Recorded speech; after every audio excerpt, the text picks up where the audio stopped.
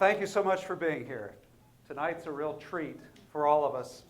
We've had Bill Brands come back a number of times, I think 7 times that he's been here with us. You know, the comment that I get again and again in my professional life is people will come up to me and they'll say, you know, if I only knew how fun history really is, how great history is, because almost universally people complain that when they were in school, and we can turn down the microphone just a little bit. When they were in school, it was boring, names and dates memorized and that kind of thing.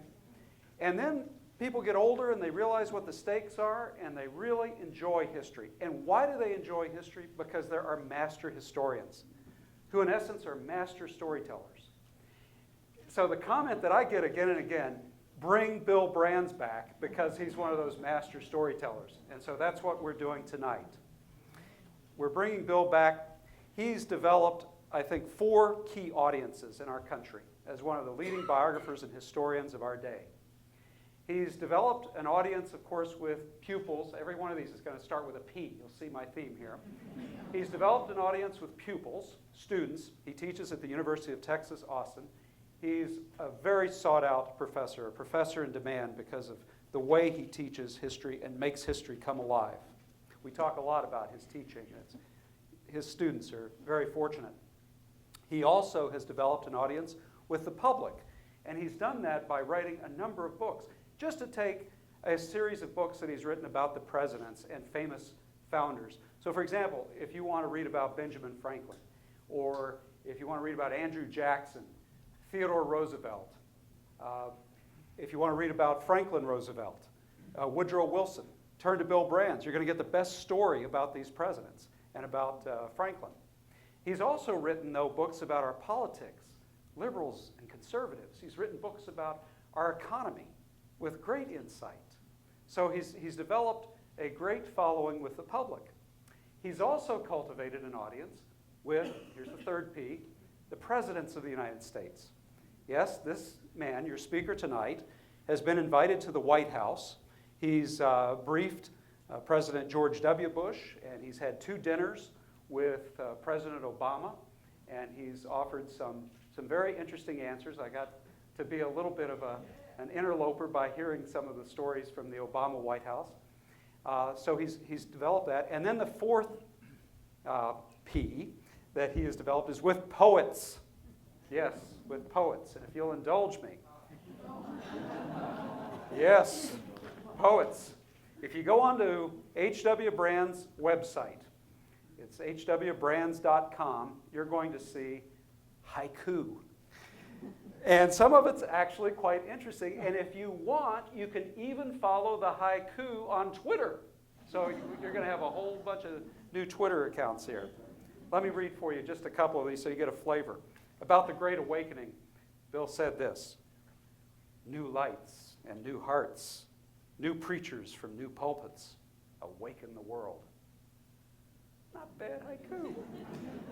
King Philip's War from 1670.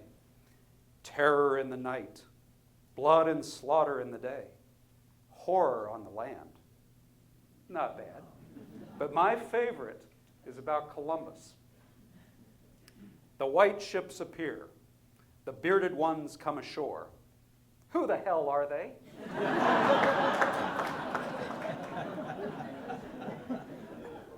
You know, Bill Brands is a Pulitzer Prize finalist for 2 of his books. I think we ought to nominate him for his haiku for Pulitzer Prize poetry. But let me try in my own clumsy way a little haiku for you, Bill. Our bard journeys back to regale us with stories too long forgotten. Ladies and gentlemen, please join me in welcoming H.W. Brands.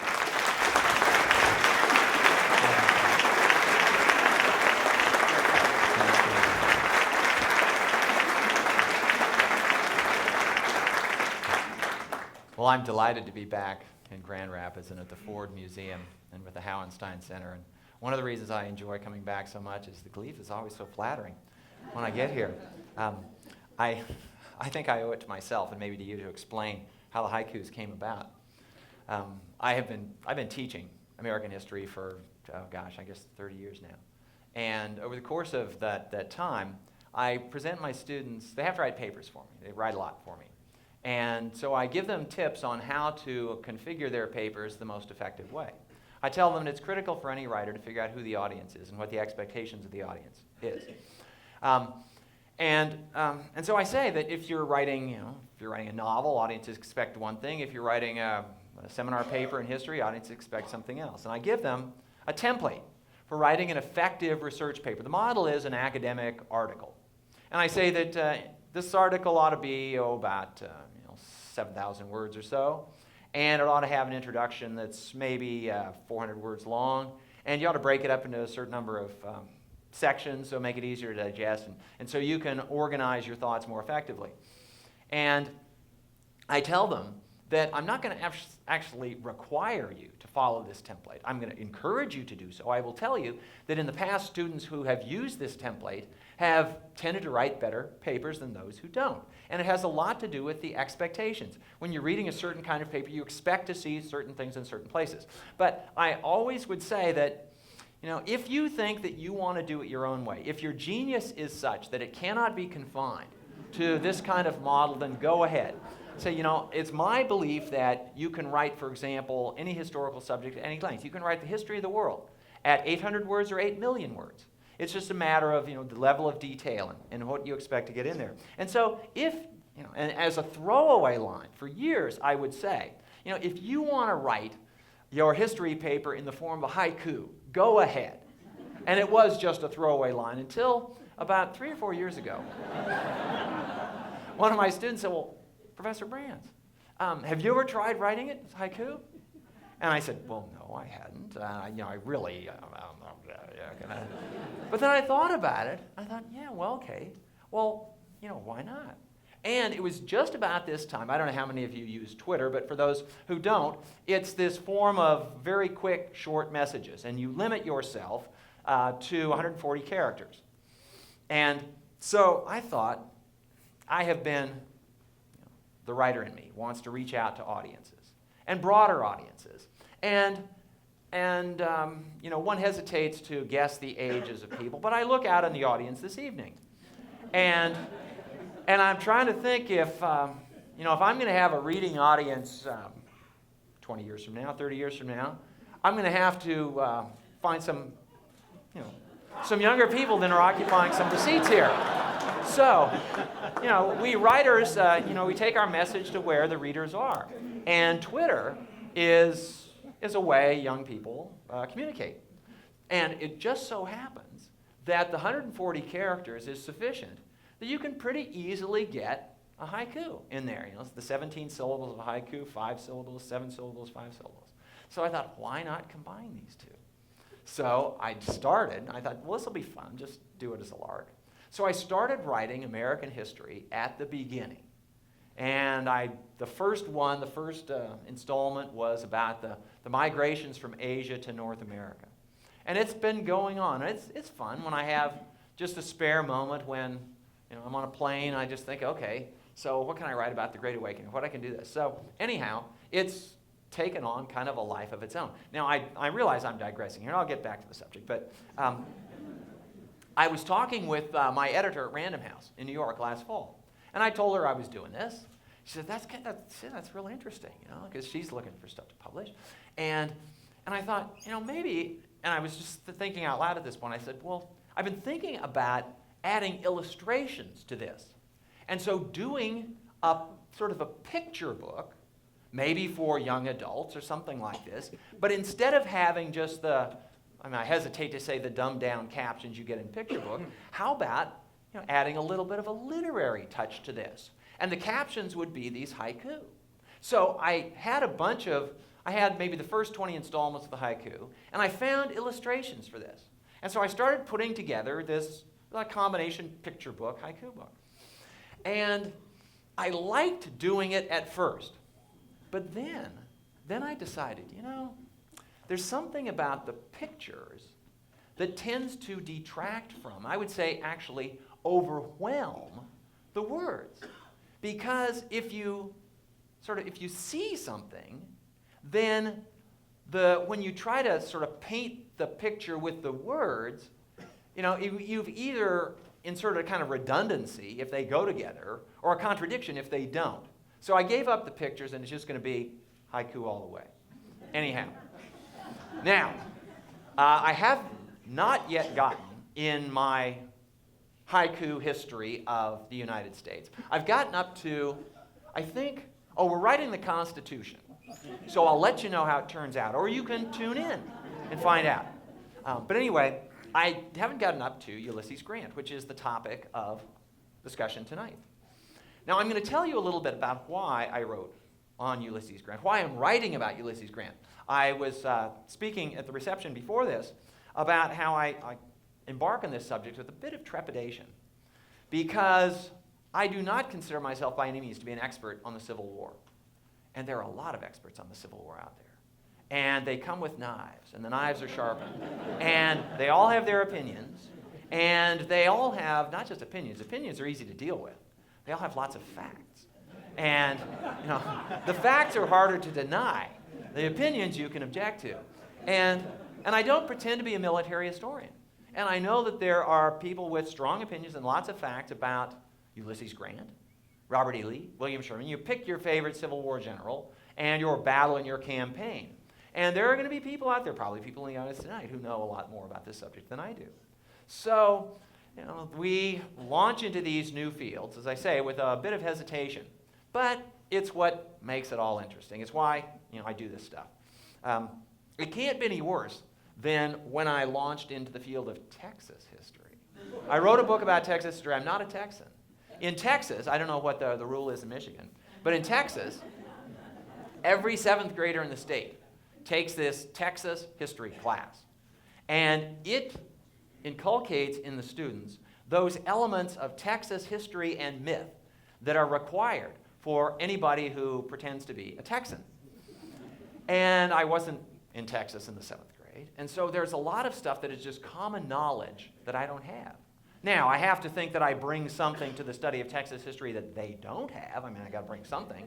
And I bring the perspective of an outsider, which often I think, and, the fact that the most trenchant commentary on American democracy was written by Alexis de Tocqueville, a Frenchman, a foreigner. Very often the foreign eyes, the outsider's eyes, give you a perspective that the insiders don't have. But nonetheless, when I write about the Battle of the Alamo, I would call it a cottage industry. It's a mansion industry in Texas.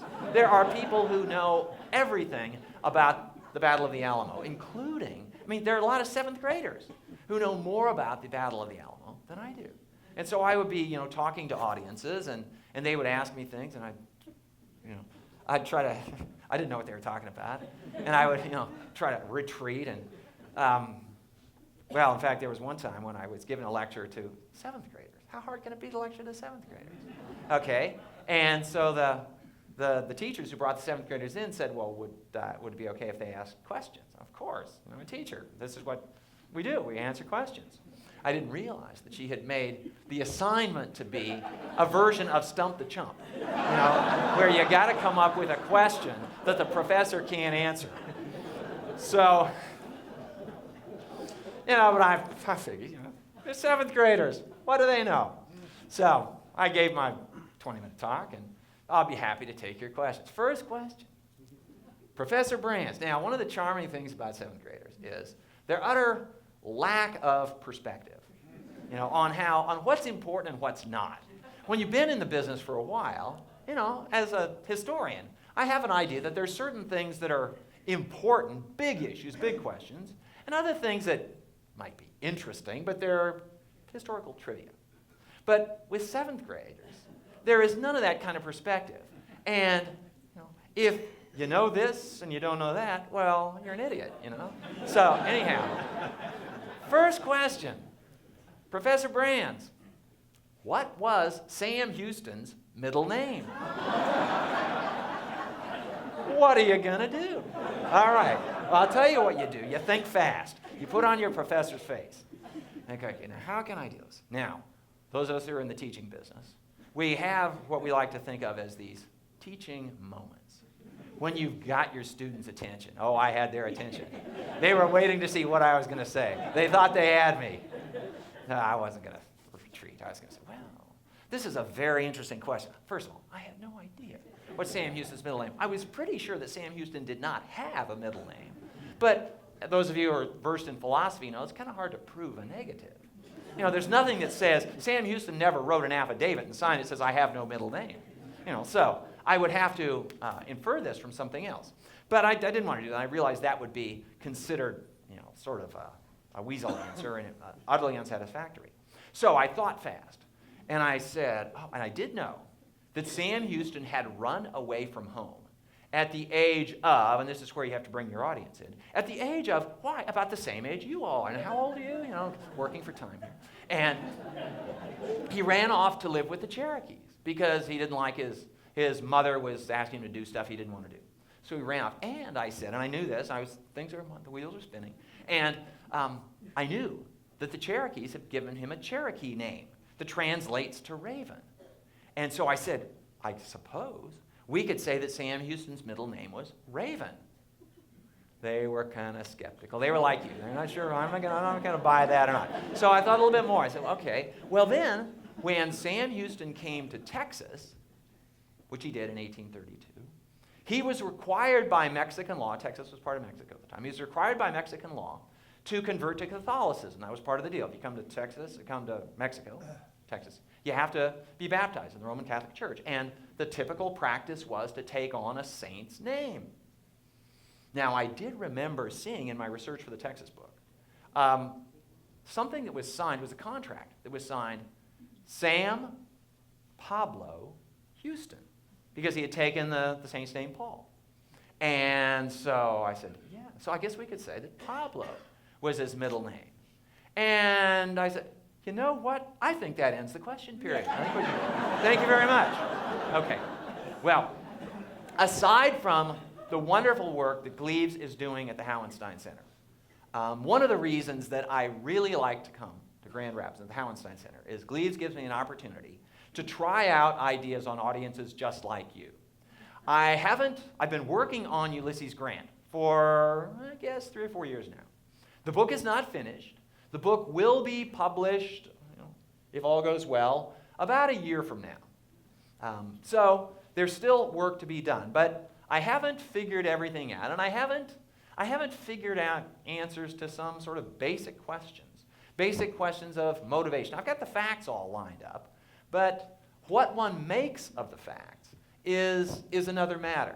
So I'm going to share with you sort of, the beyond preliminary, intermediary thoughts on Ulysses Grant and what this all means. And to get at that, though, I'm going to tell you a little bit about why I decided to take on this project. Now, in one sense, I took on the project because I needed to write a biography of a mid-19th century figure. You might well ask why. Because I have been working on a history of the United States through the genre of biography. And I've been working on this for the last 15 years. And this because many years ago, I proposed a multi-volume history of the United States to a publisher, and the publisher just laughed at me. Nobody writes multi-volume histories. Nobody reads multi-volume histories. And I think the publisher, the editor, might well have known what he was talking about.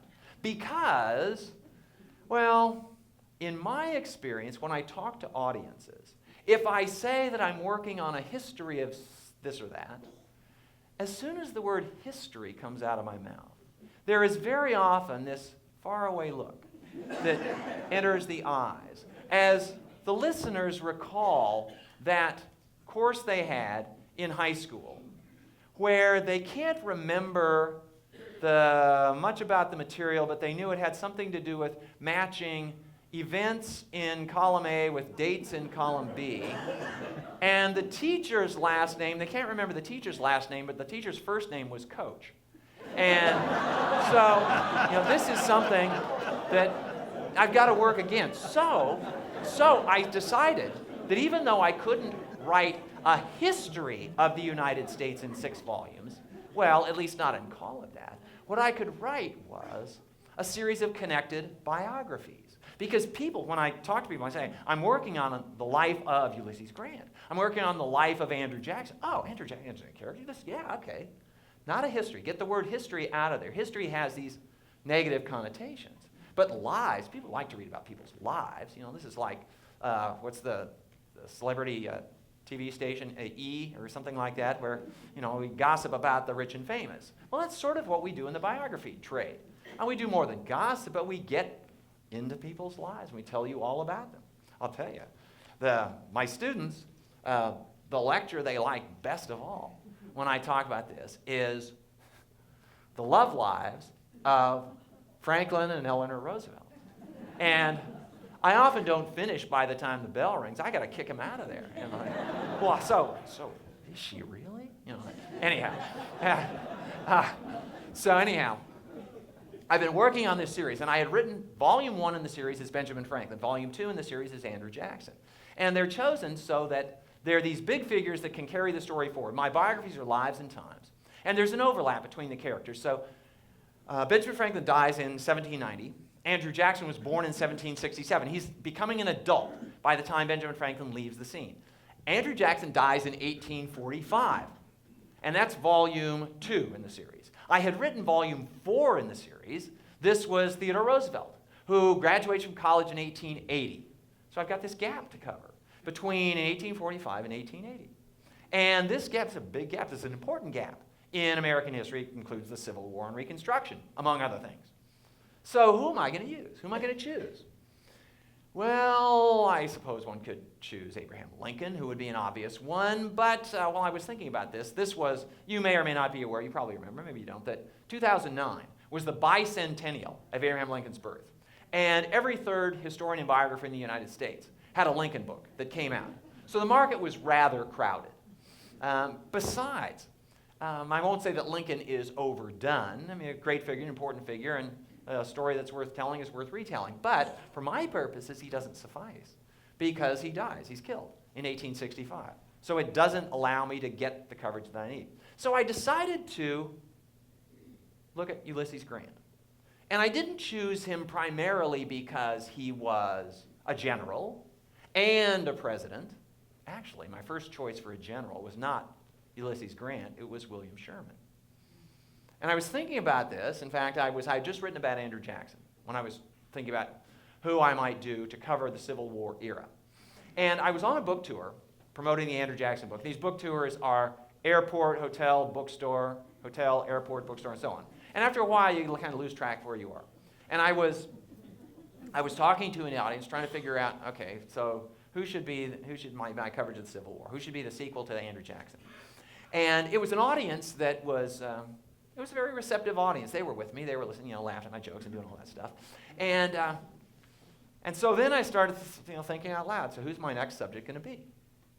And I said, there's a subject, a Civil War general, who has intrigued me, in part because he's such a complicated character. A military genius, but a very complicated character. There's a real dark streak to his personality. And this is William Sherman.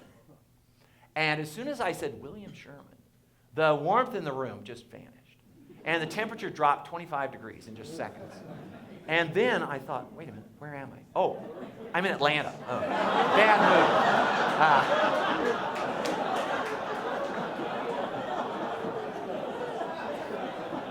mood. Well, I realized I was going to have a hard time selling books on William Sherman in the South. So I gave up Sherman and decided to focus on Grant.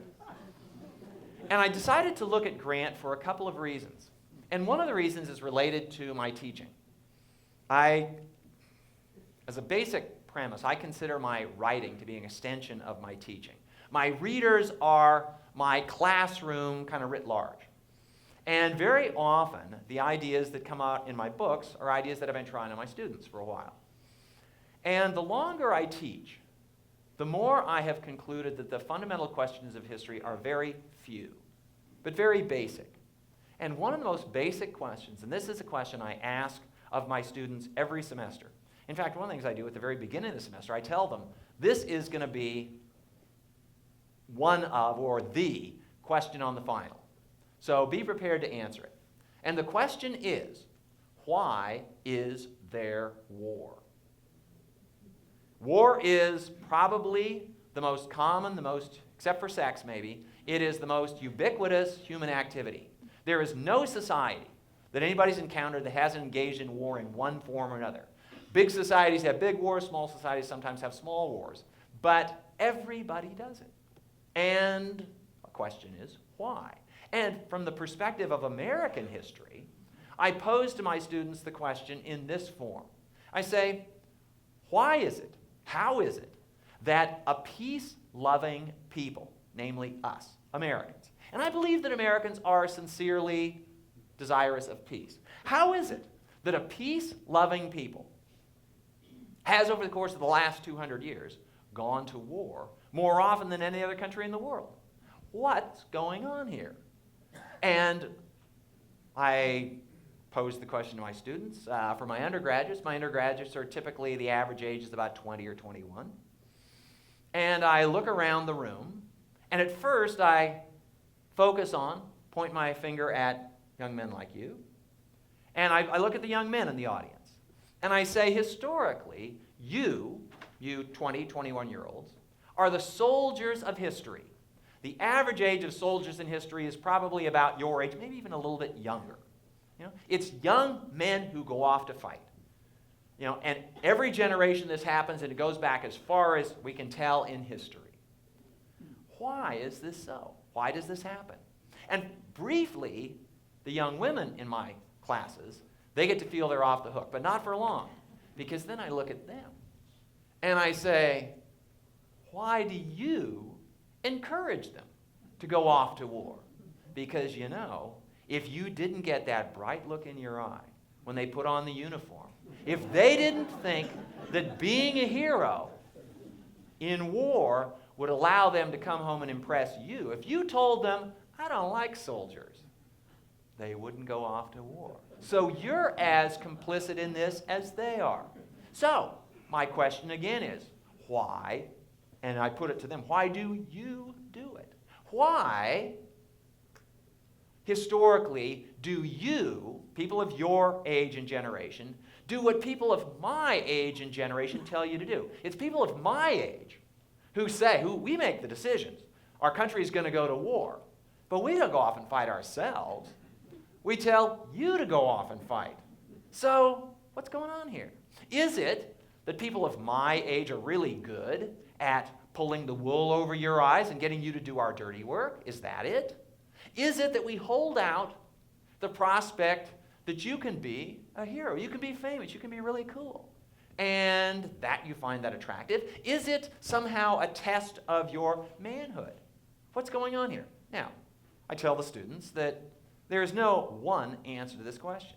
There's certainly at least as many answers as there are individuals. In fact, there are probably multiple times as many answers, because people do things, important things like this, not for single reasons. They do them for multiple reasons. And so, my students work on this. In one of my classes, I have them actually pick a war. Pick a war, explain how the war came about. Explain why the decision was made by the government to go to war. Explain why people enlisted in the army after the decision was made. Anyhow, this is the question that I've been thinking about. And the answers fall in a variety of categories, but I sort of use dichotomies to get at this. And one dichotomy is, and I ask them this, is war when things go wrong? Is war what happens when diplomacy breaks down? When there is a misunderstanding? Or, just some rogue bad leader comes along? Is that it? Is war a malfunction of society? Is war when things go wrong? Or is war when things go right? Is there something that draws us to war? Is there something that is rewarding about war? Now, in American, political philosophy, political mythology, as I say, we like to think that we are a peace-loving people, and I think at a fundamental level we are. I don't claim that Americans are insincere in saying they like peace, they prefer peace to war. But consider, in fact, I found myself speaking to a group in Fredericksburg, Texas. If you've ever been to Fredericksburg, Texas, you might know that it has the best museum in the country on the war in the Pacific in World War II. In fact, it's called the Museum of the Pacific War. It used to be called the Chester Nimitz Museum because Chester Nimitz was from Fredericksburg, Texas. But it has expanded, and now it's this wonderful Museum of the Pacific War. And every year in September, for the last 20 years, they've been having a symposium on World War II, or more recently on wars generally. And they have really good attendance. All sorts of people come. Now, the core of the audience attending consists of World War II veterans. And when they come, it's like a reunion of the groups they've got to know. And I was asking this group this very same question: why is there war? And I said, you all have your reasons, but I'm going to suggest something, and you feel free to agree with this or disagree, but I'm just going to put it out there. And that is, I look at you. Now, if I might ask, are there any World War II vets in the audience? Okay. And you will have your own opinion about this, but I say the fact that you come to Fredericksburg, Texas, and they come from all over the country, every September, tells me that there was something very meaningful about this experience to you. And I've talked to veterans of various wars, and I've read about veterans of various wars, and I won't say without exception, but in very many cases, they describe this, they think of this as the most important experience of their lives. It was in some ways the most thrilling, it might be the most terrifying, the most meaningful, whatever it was. They still get together 60 years after the fact to commemorate it. What else do people do that has that kind of influence on their lives? So, there is certainly, for war veterans, there's that appeal, there's that draw. So anyway, I decided that for this biography, I wanted to write about a soldier. I wanted to write about someone whose claim to fame was primarily that he was successful at war. I hadn't written about anybody like this. I did write about Andrew Jackson, and Andrew Jackson's military career was relatively brief. He didn't identify himself as a soldier. He was a planter, and then he became a president, but he wasn't. That's not the reason that we remember Jackson. Yeah, he had this big victory at New Orleans in January of 1815, but that was a one-day battle. He didn't conduct a long campaign and win in a really big war. I wrote about Theodore Roosevelt. Theodore Roosevelt is a fascinating case on this subject because Theodore Roosevelt is the only American president who, as far as I know, ever celebrated war. Most American presidents have, I would say, the good taste or the good sense to say war might be necessary at times, but it's a necessary evil. But Theodore Roosevelt, at least before he became president and before he went to war, said that the greatest victories of war, or he said the greatest victories of peace pale beside the accomplishments of war. It is war that tests the nation's courage and all this stuff. And Theodore Roosevelt was somebody who really had to test himself.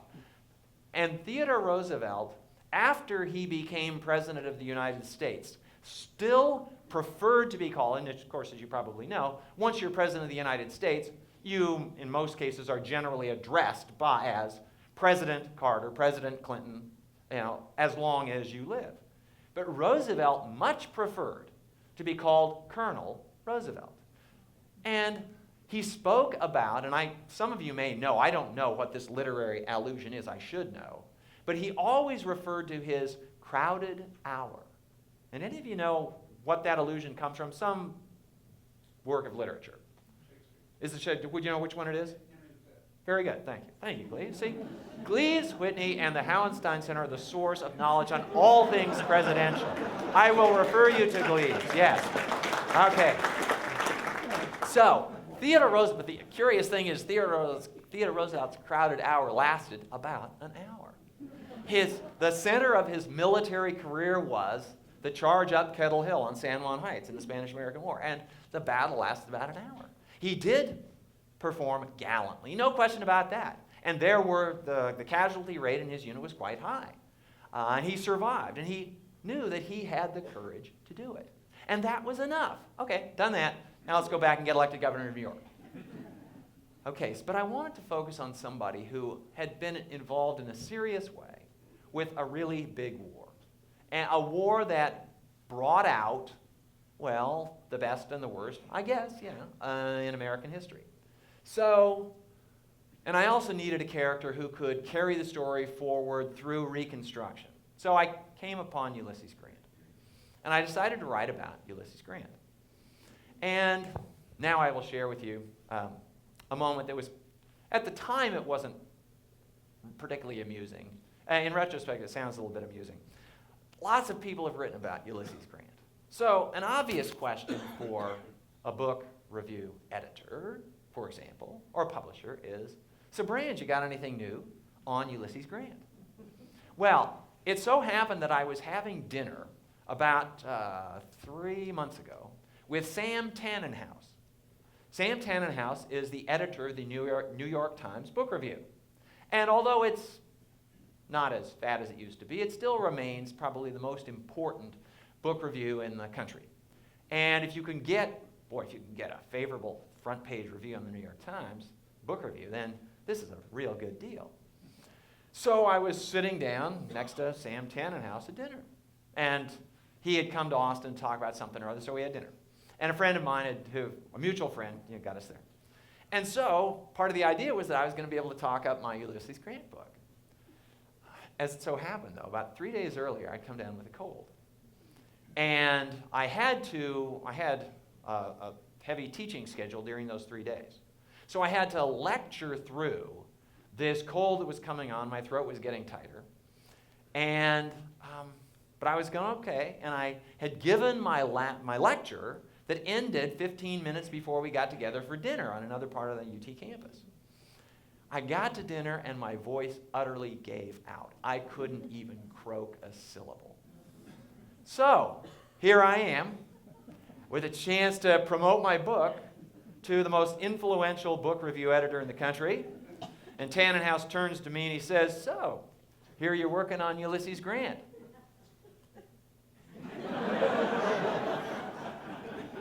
Is the book coming along pretty well? You got something new to say? So, what do you have to say? What's new to say? At that point, I had to realize it wasn't a yes or no question. I couldn't answer it. So I left him hanging. But I'm not going to leave you hanging. Because, well, in fact, I was talking to my editor just a couple of days ago. And I will tell you, I'll tell you what shall I say? The politic description of what's new, what the book review editor needs to hear. And then I'll tell you the real answer to the question, what's new? The strategic answer is, well, in the first place, I believe that Grant's reputation as president has been cast in obscurity and criticism for far too long. Grant is generally perceived by the public at large, and even by historians of the presidency, to be one of the least effective presidents in American history, and to have had an administration that was peculiarly afflicted by graft and corruption. Now, one of the things I'm going to do is to explain how the last 100 years of scholarship and writing on Ulysses Grant is quite wrong. That Grant was a far better president than he has been given credit for being. And this will be in part based on reinterpretation of existing evidence, but also access to new information. It is my good fortune to be the first biographer to come along since the completion of a wonderful series of published volumes of Grant's correspondence and other writings. Now, this collection has been in the works for 25 or 30 years, and the later volumes deal with his presidency. The earlier volumes focused on the war years. And the later volumes include a great deal of correspondence that other biographers have not used. In particular, correspondence from African Americans and Republicans in the South during Reconstruction, explaining what conditions on the ground are like. Now, I'm going to get into this in greater detail, but essentially what happens during Reconstruction is that the Union victory in the Civil War, a military victory, has to be converted into something political. Because at some point, in this case in April 1865 at Appomattox, the war ends and politics resumes. And it is my contention, and I have been studying and writing about American history for a long time, that there's never a more difficult period to be president of the United States than during Reconstruction. It was a personal tragedy and a familial tragedy for Abraham Lincoln to die, to be killed, in April of 1865, right at the end of the Civil War. But from the standpoint of his historical reputation, it was a great career move. Because the war was easy compared to what came after the war. And the reason for this is, during war, you get to use instruments of coercion. If people don't agree with you, if South Carolina wants to be independent, and you don't think South Carolina should be independent, if South Carolina refuses to enforce federal laws, you send in the army.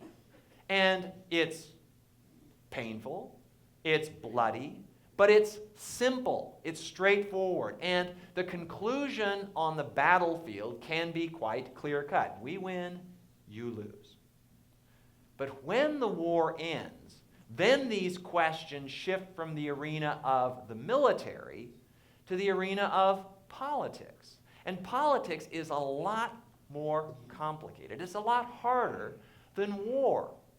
If Lincoln had lived into the period of Reconstruction, I firmly believe that his reputation would have declined dramatically. Because once the South is readmitted to the Union, and it would be eventually, of course, Lincoln had taken the position the South had never left the Union, but something weird had happened, and so the South had to be reconstructed. But everybody knew that the end result would be that South Carolina, Georgia, Alabama, Mississippi, all the states of the Confederacy would eventually regain control over their own affairs. The North, the Union Army, would not occupy the South forever. In fact, it turns out it wouldn't occupy the South for more than about half a decade.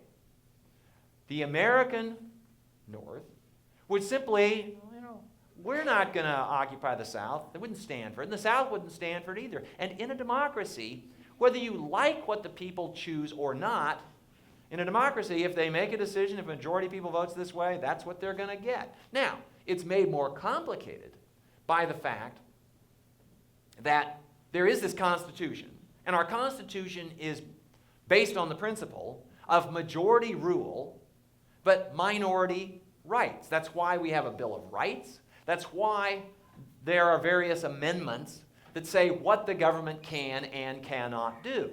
So, for example, the 13th Amendment says there will be no slavery, despite the fact that slavery was a popular institution in the South. And in every southern state, it was voted by a majority of the people. It happened to be a white majority, but nonetheless, if you had gone simply on majority rule, slavery would have continued. That's why it had to be ended with a constitutional amendment. The 14th Amendment said that rights cannot be, basically says who can be a citizen, but it also says that your rights cannot be abridged without due process of the law. It basically says what you can't do. And the 15th Amendment says that the right to vote cannot be abridged on account of race, color, or condition of previous servitude. Okay? And there again, it's what the states cannot do. But it's one thing to pass a law, even an amendment to the Constitution. It's another matter to try to enforce that. And what do you do? What do you do in a democracy when you have an unpopular law? Well, I can tell you that the 14th and 15th Amendments were quite unpopular in the South. And Grant found himself on the receiving end of these pleas from not just black in South Carolina and the rest of the South, but in many cases white Republicans as well. The Republicans were branded I mean, they're often called black Republicans, even if they weren't black, but they were the ones, they were considered to be the party that had imposed Northern rule on the South. And so in the period after the Civil War, sometimes in the most egregious form of the Ku Klux Klan, where there was overt violence, threats, intimidation, murder, and all this stuff against freedmen and Republicans. Sometimes it was slightly more subtle than that, but there was this full-scale agenda to drive those folks out of politics so that the old elites, the slave owners, former slave owners and their allies, could regain control of politics.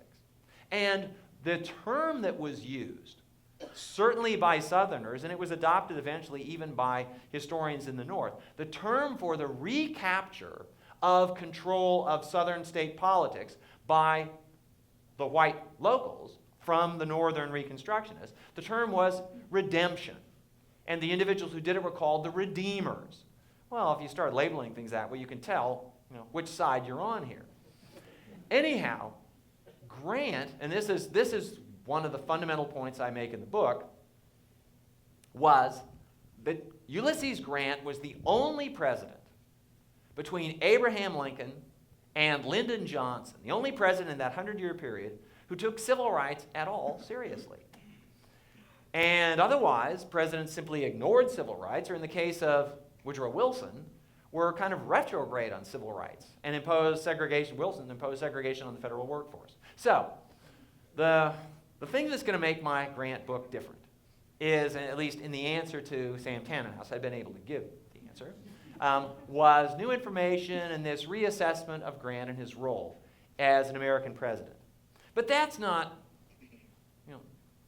the real answer to the question is an answer that is going to sound highly immodest. But I'll tell you what it is. The real answer is that I'm going to write a better biography of Grant than anybody else has written. And you laugh, but I mean it seriously. I don't mean it quite as pretentiously as it sounds, but think about it for a minute. If I didn't think I could do it, why should I bother? Because, if people want to read something about Grant, go read about Grant. I've read the biographies of Grant, and I think I can do a better job. So, now, if you should choose to, I hope you do, buy the book, then you will get to decide whether I was right or not. And book reviewers will get to weigh in on this as well. But, there is, call it a healthy or an unhealthy egotism on the part of writers, but you sort of have to have this because there's almost nothing interesting that hasn't been written about already. And so why do it again? Now, actually, this question of writing about it already comes up with my graduate students, who are, most of them are writing dissertations. And the model of a dissertation, those of you who've been in graduate school, the model of the dissertation is to write thoroughly, comprehensively, exhaustively on some aspect of whatever your subject is that hasn't been so thoroughly covered before. And one of the ways of finding a legitimate topic is to find a topic that no one has written on. And so my graduate students are looking around for something that nobody has written on.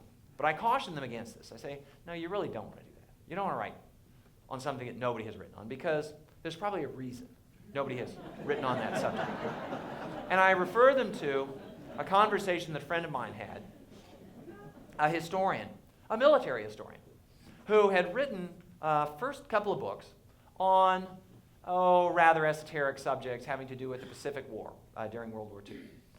And he wanted to write a biography of an important figure in the Pacific War. And he proposed various American naval and Army officers who were engaged in the Pacific theater. And he would put out one name, and the editor would say, I don't know, I don't think there's much interest in that person. Then put out another name, who knows about this person? And this went on for 3 or 4 more suggestions. And finally, my friend said in exasperation, well, I suppose I could write another biography of Douglas MacArthur, but there are dozens of biographies of Douglas MacArthur. And the editor said, yeah, that's because people are interested in Douglas MacArthur. So one of the things I tell my students is that not a bad thing. It's not a bad thing. It's not the end of the world. If they're working on a dissertation, they discover, oh my gosh, somebody else is writing on the same thing. History is a different kind of endeavor than mathematics or physics. If you are looking for, I can't remember what subatomic particle is the one that everybody's looking for right now, but the first one to be able to identify, the first one to prove its existence, the first one to demonstrate this, wins the prize, the Nobel Prize probably, and the second person to identify it gets nothing. In mathematics, until a few years ago, the grand prize of mathematics was to prove Fermat's last theorem. And it was this statement that had been given by Pierre Fermat 400 years ago. And mathematicians have been trying forever and ever to prove it. And the deal was that if you proved Fermat's last theorem, then you would be the greatest mathematician of your generation, if you were the first. If you were the second, nothing. But history isn't like that. So if somebody is writing about, well, Ulysses Grant, if somebody's writing about any other subject, if somebody's writing about whatever my students are writing their dissertations on, and they discover that somebody else is writing on the same subject, well, that's all to the good, because it shows that they're not the only one to think it's interesting. Okay, so the real answer to the question of why I'm taking on Ulysses Grant and what I'm going to say that's new is that it's this great story, and I want to tell it. Okay, now I'm going to tell you a little bit about Grant and his story. And one of the things that intrigues me about Grant, and this gets back to the question of why is there war? At least I think this is a partial answer to the question. Grant is a classic case of an individual who was really good at war, but at almost nothing else. And if you look in history, you see this again and again. If you simply look at the Civil War, Grant was good friends with William Sherman. The two of them were at West Point for a while together, and then they went off and fought in the war with Mexico in the 1840s. One of their comrades in the war with Mexico was Robert E. Lee. Another, he was older than they were, so he wasn't at West Point at the same time. But they discovered that they had this knack for war. Now, one of the knacks for war, and this, Grant discovered it in his first battle. George Washington, by the way, discovered it in his first battle, that he found himself under fire, and he wasn't afraid. He was thrilled. And Washington writes home a letter that I don't have it word for word, but it's this is pretty close. He said, I heard the bullets whizzing around me, and I can tell you there is magic in the sound.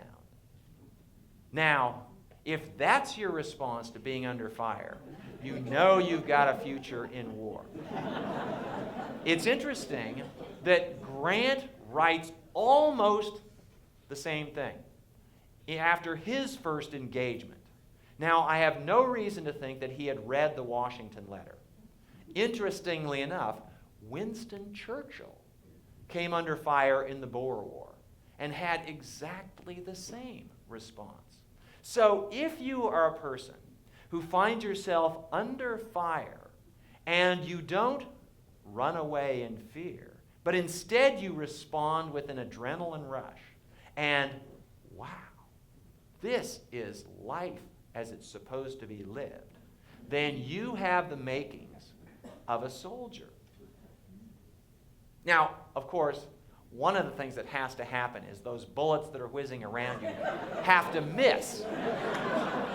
In fact, Churchill put it with a certain elegant and humorous turn of phrase, where he says something to the effect about the bullets whizzing around you without effect. But Grant discovers this in the war with Mexico.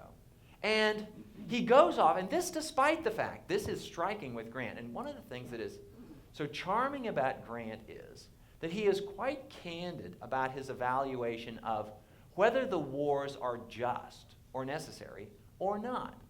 Grant thought that the war with Mexico was unjust, that the United States had no business invading Mexico and seizing territory from Mexico. But as a soldier, that wasn't his decision to make. And as a soldier, he took orders. And as a soldier, he behaved quite gallantly. And he found it to be very fulfilling. It helped matters, and this gets back to how I was talking about my students and the girls in the class and the guys in the class. He was engaged to be married before he went off to war. The father of he was secretly engaged to be married. He and his wife-to-be, Julia Dent, they had agreed that they would get married, but she wasn't going to tell her father because her father didn't think much of somebody who was a soldier. Her father wanted someone who would be able to support her in the style to which she was accustomed. Now, I might add something here, which is kind of ironic. Julia Dent's family was from the outskirts of St. Louis, Missouri. Missouri was a slave state. Julia grew up having servants, slaves, personal servants. She kept those servants, those slaves, after she married Ulysses Grant. She kept those servants even after the Civil War began. Ulysses Grant was heading the Union Army that by this time was fighting to free the slaves, and his wife still owned slaves.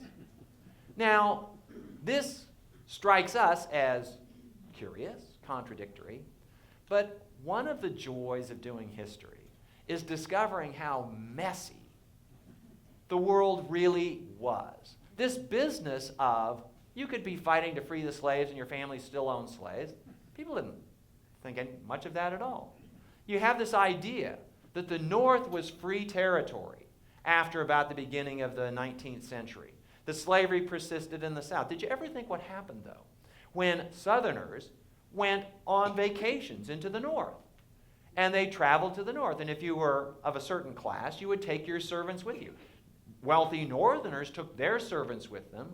Wealthy Southerners took their servants. At any given time in New York City, as late as the 1850s, there were lots of slaves around. And you might have thought, well, maybe the slaves could take advantage of being on free soil and tear off and claim their freedom. But they couldn't. You know why not? Because there was a law against it. Written into the Constitution, each state is required to assist in the return of runaway slaves. And the law was bolstered in 1850 with something called the Fugitive Slave Act. So there wasn't this clean distinction between North and South, free territory and slave territory. Oh, you know about the Underground Railroad? The Underground Railroad, where did it go from? From the South. And where did it go to? Canada. Went to Canada. Why did it have to go all the way to Canada? Because an escaped slave wasn't safe in Ohio, wasn't safe in New York, wasn't safe in Massachusetts. They had to get clear out of the country beyond extradition laws. That's the only place it could be safe. So anyway, so Grant discovers that he has this knack for war. And Julia, his beloved, appreciates this. He comes home after the war, and he looks so handsome in that uniform that they decide to break the news to her father. And even the father is kind of impressed by he's heard about how Ulysses Grant has done in the war. Okay, I guess you can marry him. So they get married. He's sent off. Now this is a problem for American soldiers historically up until the post-World War II period.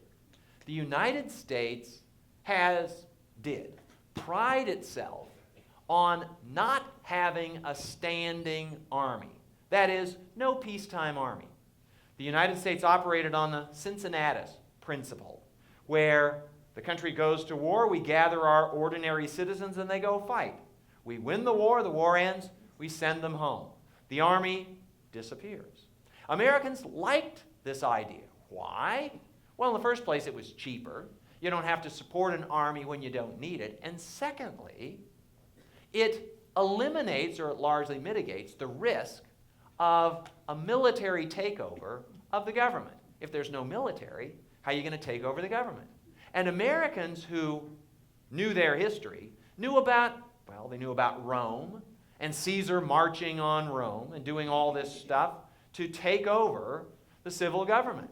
This is the principal reason why the separation of the civil government from the military government and the subordination of military leaders to the elected officials has become, even until now, it is part of the American political gospel. This is something that we stick to.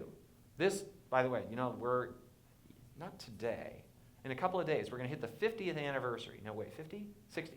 60th anniversary of the moment in American history when this was most sorely tested about who's going to be in charge, the generals or the elected officials. Do you know what I'm referring to? Truman's firing of MacArthur. And a great aspect of the story. Anyway, Grant comes home. The war's over. He's married. He and his wife Julia start having children. And then the Army has to figure out what to do with Grant. The Army is reluctant to release officers who are trained at West Point. The country has put in a lot of resources, a lot of effort to train these folks. So what are they going to do with them? They're going to send them off to the parts of the country that need defending. But defending from whom? That's an open question. Grant gets sent out to America's newly acquired territories in the West. He goes off to the Oregon Territory, which is acquired by purchase. Well, purchase, no, it was acquired by agreement with Britain. There had been a big dispute over who would control the Oregon country, and Grant goes off to Oregon for a while. And then he's sent to Northern California. California was added by conquest in the war with Mexico. And he goes to an army post in Northern California. I grew up in Western Oregon, in Portland. I know the West Coast, the rainy West Coast. I know what it's like to be on the Oregon coast between about October and May or so. And I know that it's very gloomy. It's often raining so hard you can't get out of your cabin. In those days, cabins often didn't have windows. It was dark. It was discouraging. Grant was a long way from home. His wife was halfway across the country. He couldn't bring her out. She had no place to stay. It was not fit for a wife. It wasn't fit for little children. On his pay, he could hardly support himself. The gold discovery in California had sent prices skyrocketing in California, and on his captain's pay, he could hardly keep himself in food. He is beginning to have second thoughts about this military career. Yeah, as long as there's a war on, that's fine. But there's a long time between wars. What are you going to do then? What did Grant do? Well, he did what other soldiers did in these faraway posts. He did what soldiers have done forever and ever. He drank. And it turned out that Grant couldn't hold his liquor. Now, you probably know that in the British Empire, for example, the ability to hold one's liquor was an aspect of a gentleman. And maybe it just enabled you to continue to carry on when you're in these hardship posts. The only thing to do was drink. So Grant demonstrated that he had a problem with booze on the rainy, lonely California coast in the early 1850s. We don't know exactly what this led to in the near term. We do know that Grant suddenly resigned his commission in the Army. Now, this was a decision he had come to for a variety of reasons.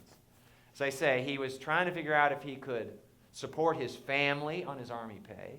He was trying to decide if he could stand being away from Julia and the children that long. He had, at this point, at least one child who was almost 2 years old, whom he had never seen.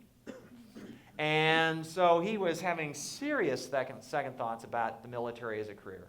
Anyway, and then he seems to have run afoul of his post commander. And the details are a little bit fuzzy, but Grant all of a sudden decides to resign his commission. And he doesn't give a reason, he just resigns.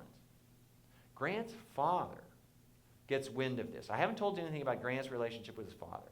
But his father was something of a taskmaster. His father was a successful businessman, a successful entrepreneur, somebody who knew how to get things done, who had a kind of practical intelligence that seemed to elude his son. And Jesse Grant, the father, was very disappointed in Ulysses Grant. He had had to bend, twist arms, and call in political favors to get Grant the assignment to West Point. This was the appointment to West Point, so even then it was considered a big deal. And Grant went off, and he wasn't that crazy about going himself in the first place, but his dad got him, so he did. Well, Jesse Grant was very disappointed to hear that Ulysses Grant had resigned from the Army. he didn't know about the drinking. But when he heard that his son was resigned, he just thought that he was depressed. And so he wrote to the Secretary of War, trying to get the Secretary of War to intervene and to stop the resignation, to refuse the resignation. Interestingly enough, the Secretary of War was a man named Jefferson Davis. And Jefferson Davis got this letter from the father of this officer he had never heard of and said, the deal is done. He's resigned. He didn't offer any explanation, but it's not required of me to hear any explanation.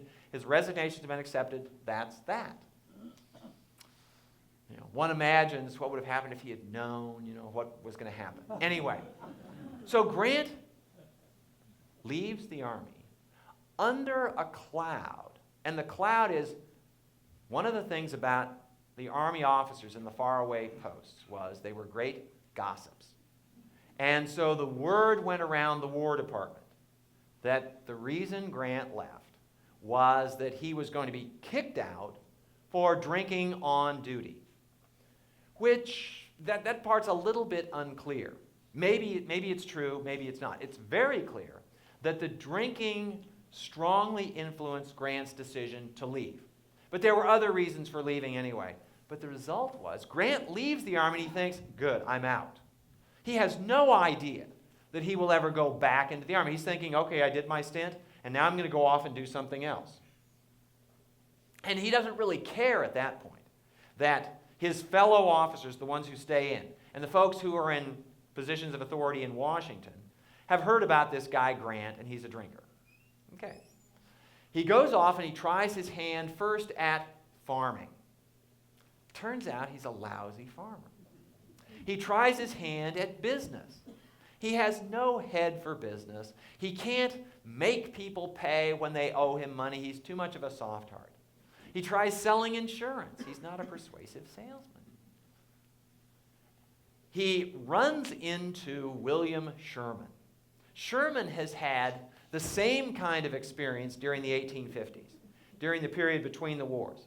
And Sherman runs into Grant, and the two of them commiserating, saying, boy, that West Point didn't prepare us to be peacetime soldiers. Sherman has left the army, and he has had just as dismal an experience as Grant has had. And the two are thinking, what's to become of us soldiers? Grant is forced to what for him is the humiliating position of going to his father, who has been getting more and more critical of Grant. Can't you do anything right? He had to ask to borrow some money from his father. Father reluctantly loaned him the money, and he was planting some crops, and the frost came and took away all the crops, and he couldn't pay his father back. Now, at the age, he's almost 40 years old. 40 years old, it's supposed to be a mature guy. He's got a family, and he has to go plead with his father for a job. The father says, okay, you can work in the family leather business. Now, he has two younger brothers. Now, this whole dynamic of younger, older brothers, and the fact that the younger brothers are succeeding, the older brother is a failure. This makes it even more humiliating. But Grant decides, okay, I'll work in the leather store for a while. Maybe something will come of this. But it's very clear that this guy is on a path to nowhere. The world will never hear of Ulysses Grant. And he is resigned to a life in obscurity. And I say, if you read his letters, he seems reasonably resigned to it. It's not as though there is this burning ambition inside him. Or at least if there was, it's well hidden, probably from himself too. I read the letters, and at this point in his letters, he never expects to be famous. He never expects that anyone besides the direct addressee will read these letters. He has letters to his wife. He writes an occasional letter when he has to his father. But so it's not like he's creating a historical trail. He thinks that he's going to live the rest of his life and die in obscurity. And by all appearances, he's okay with that. And then, and I should add that he has just the mildest interest in politics. He's in Missouri, And politics, well, Missouri until he goes to Galena, Illinois. He gets to Galena, Illinois. This is where the family has just opened up a new leather store. And he knows that there is this controversy around slavery, but he's not involved. He's not a political figure. If anything, he leans Democratic rather than Republican. The Republican Party is new during the 1850s, and Grant thinks that the Republicans are a force of disruption because the Republicans insist on containing slavery or, at the extreme version, abolishing slavery. And Grant knows that the abolitionists have injected this volatile element into politics. And he doesn't think that this is going to be good. He looks at events in Kansas where there is this small-scale, guerrilla-style civil war going on, and he shakes his head and says, that's what the Republicans bring us. We don't want any more of it. Okay, so he gets to Galena, Illinois, and he's settling into a life as this obscure clerk. Maybe someday his father will make him a partner in the store, but all of this is really at his father's behest. And 40-year-old son hasn't made anything of himself. And then the political world spins a little bit faster. Abraham Lincoln gets elected. The South decides to secede. And for the first time in a decade, the U.S. Army needs officers. And Grant remembers, I was kind of good at this. And he does, at this point, get drawn into the politics surrounding the war for the Union. Illinois, of course, is Lincoln's home state. And there are rallies in the various towns, including Galena. We will defend the Union because Lincoln has now called for volunteers. Fort Sumter has been fired on, and Lincoln calls for volunteers. And Grant is trying to decide, okay, well, what shall I do? I'm trained as an officer. Most of the people who are signing up to fight on behalf of the Union have no training at all. The Army will be happy to have me back. So he writes a letter to the War Department saying, I would like to re-enlist. And I think that I deserve a commission as, I can't remember what he asked for, I'm guessing a lieutenant or a colonel. And because he looked around him, he saw that people who had a lot less training than he did and a lot skimpier record in the military were getting higher offices than that. Well, the Army quite clearly, by its foot dragging, was not enthusiastic at all about having this drunk, as this is the word on Ulysses Grant, back in the military.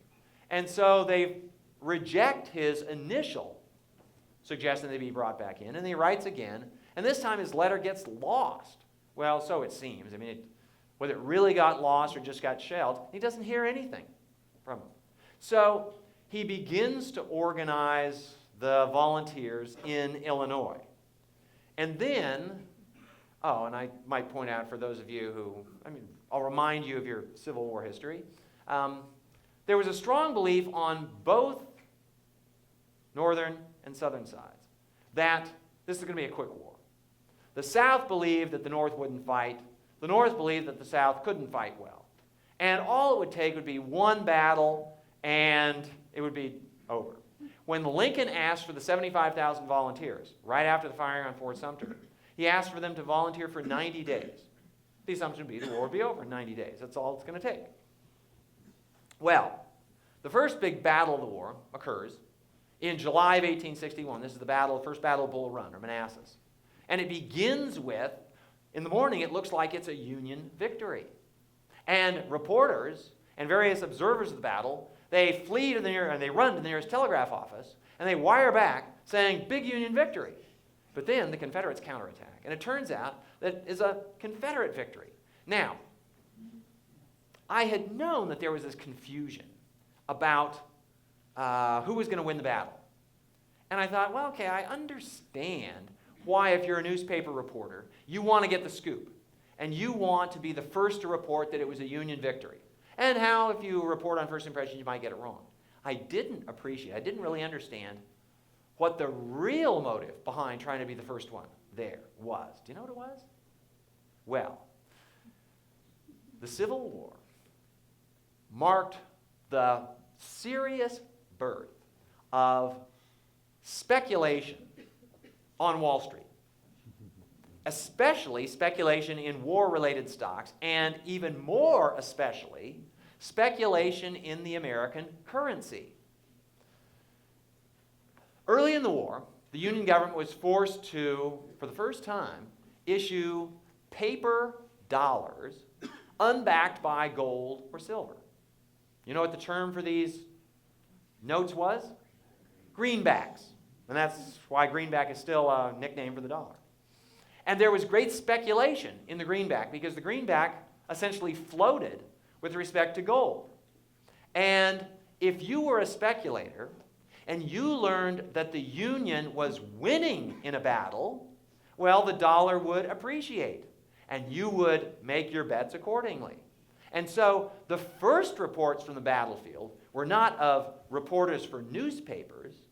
They were of, you could call them spies, or reporters for the speculators. And if you got the news even half an hour before somebody else, you could make a speculative killing.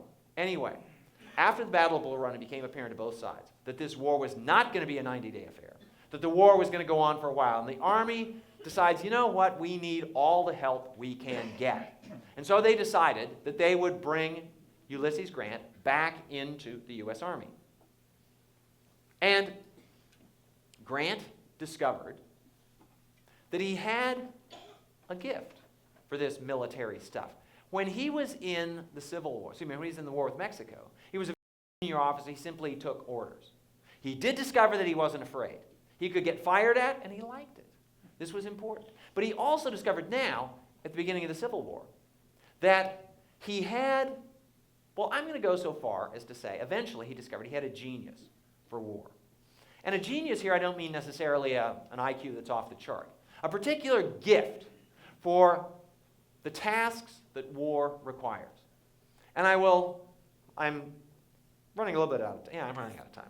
And I do want to get some questions from you, but I will just tell you my assessment of Grant as a general and why he was able to accomplish what he accomplished. And some of you might disagree, and then we can talk about it. But anyway, Grant had a knack for, first of all, for logistics.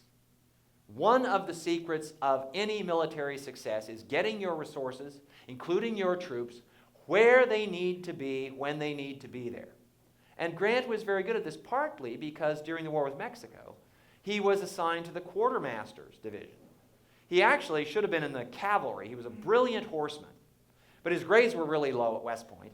And so he didn't get his first choice. They put him in the infantry. And when he got in the infantry, they needed a quartermaster, so they made him a quartermaster. So he was used to the idea of how you supply the troops. And he knew perfectly well that, as Napoleon said, the army marches on its stomach. When troops are well fed, they are happy and they're prepared to fight. If they're hungry, they are not. So he first of all knew how to do that. And he knew it was essential. It was not beneath any commander to spend lots of time dealing with those issues.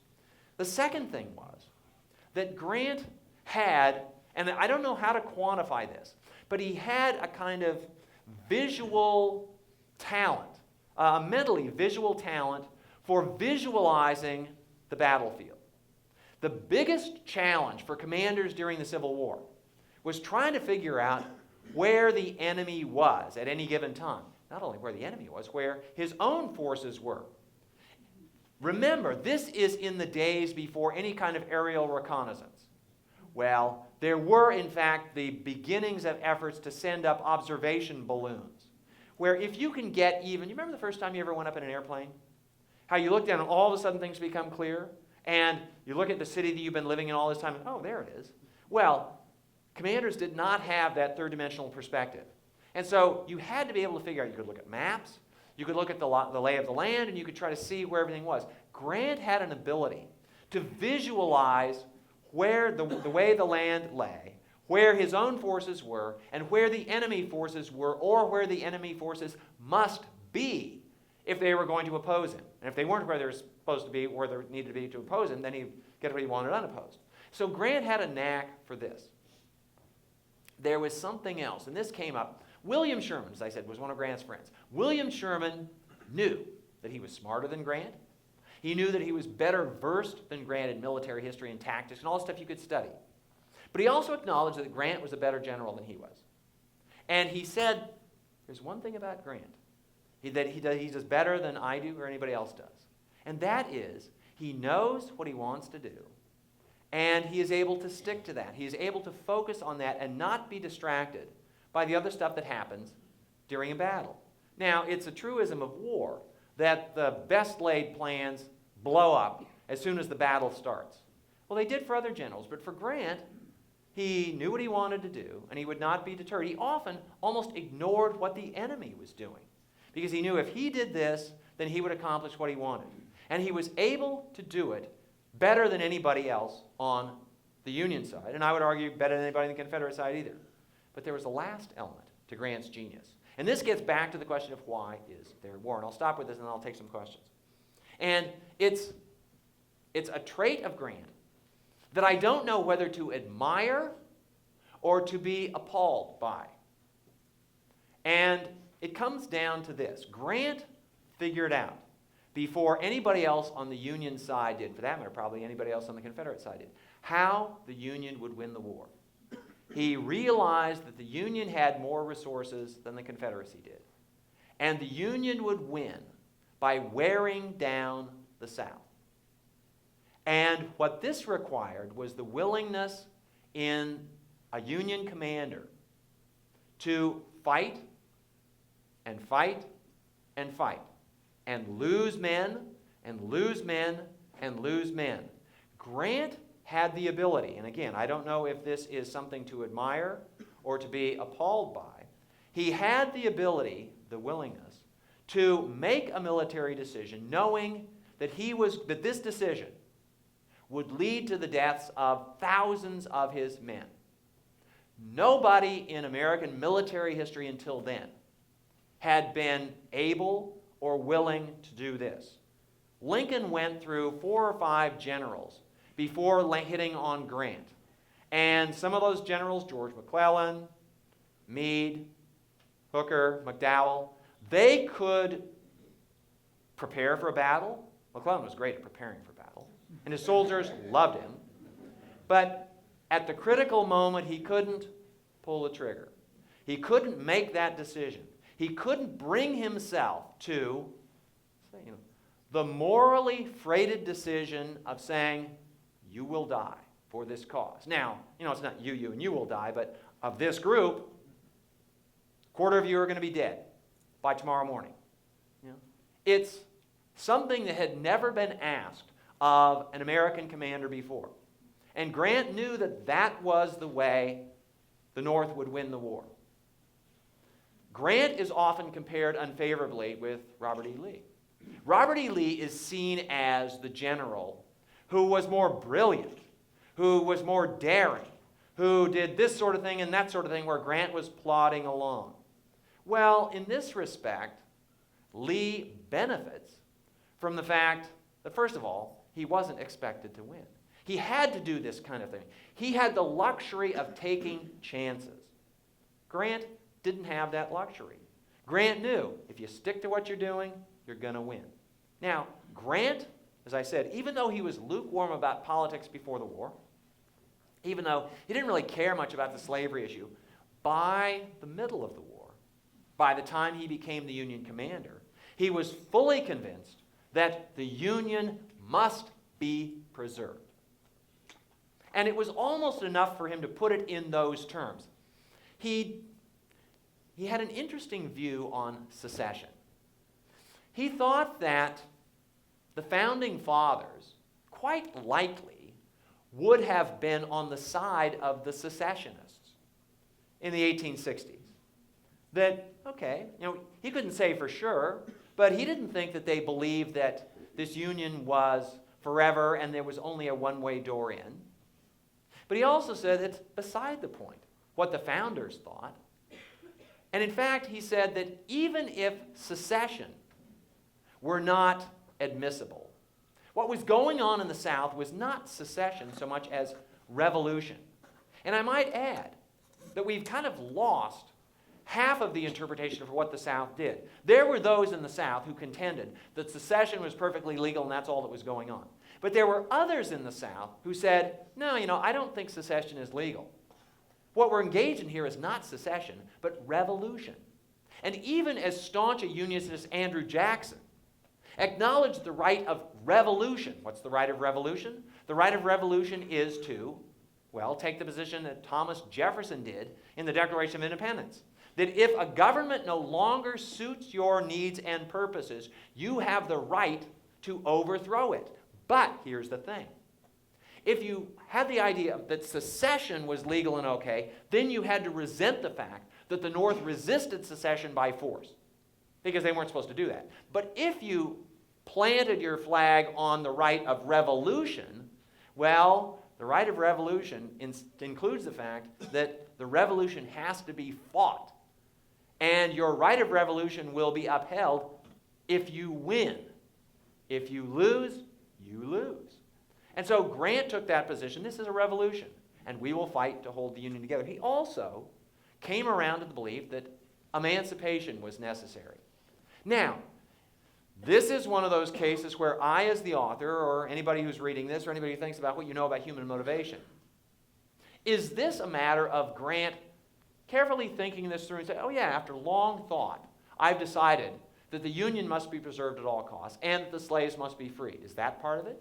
Oh, that's probably part of it. But a lot of it, I'm sure, is as well. I have made these horrible decisions, or at least I have made these decisions that had horrible results for people. How can I live with myself? How can I justify these? Well, I can only do this by asserting, by believing in a higher good that's going to come out of this. In my book, I spend a lot of time with Abraham Lincoln and his relation with Grant. And there's a wonderful relationship that develops between the two. And there's a close parallelism in their evolving moral views. So Lincoln is Grant's commander. Lincoln is the one who puts Grant in charge and who basically signs off on all the stuff that Grant is doing. And Lincoln likewise comes around to this view that all the costs of the war, as horrible as they might be, were necessary. We had to do this. We had to save the Union because this is the last best hope of mankind. This is the test of whether government of the people, by the people, and for the people shall or shall not perish from the earth, and that the slaves must be freed. This is a higher morality that we are coming to. Interestingly enough, Lincoln didn't take that view before the Civil War, didn't take that view really until the summer of 1862 when he writes the Emancipation Proclamation. So there's something going on here, and I think it's this kind of, you do certain things and they change the way you think. And then you change the way you think and you do certain other things, and it feeds on itself. So, let's see. Shall I conclude with something? Shall I leave you with, well, I will just tell you that this view of the Civil War, and I'm speaking in a firmly Union state, northern state. I'm not going to be so bold to say you all agree with me. If we were in Georgia, I would guess that a lot of you wouldn't agree with me. But what I'm about to say is that this became kind of the fundamental interpretation of the Civil War. The Civil War cost over 600,000 American lives. And in fact, I was just reading the Smithsonian magazine on the plane coming up here today.